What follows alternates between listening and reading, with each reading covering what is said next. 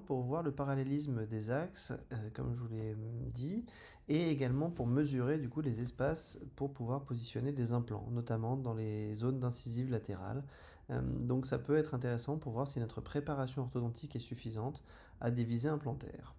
Regardez ici, dans ce cas, nous allons pouvoir, sur le cone beam et sur différentes coupes, réaliser des mesures, et vous allez les voir ici apparaître, des mesures en épaisseur et en largeur.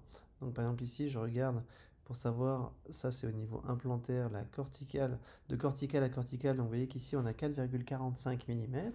Donc si on veut positionner un implant, il faudra mettre un implant de faible diamètre. Et la distance entre 11 et 13 au niveau radiculaire qui est de 6,4 mm, la distance entre 21 et 23 qui est de 7 mm. On peut également l'objectiver sur des vues 3D, hein, bien entendu.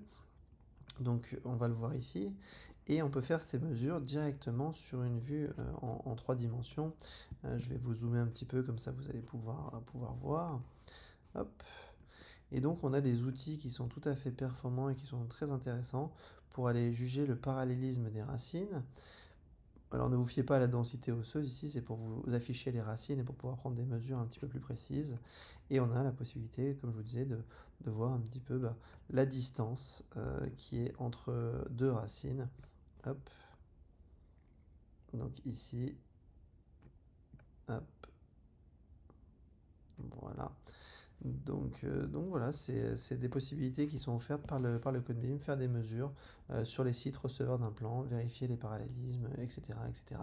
Donc 0,64 cm, c'est-à-dire 6,4 mm. Voilà.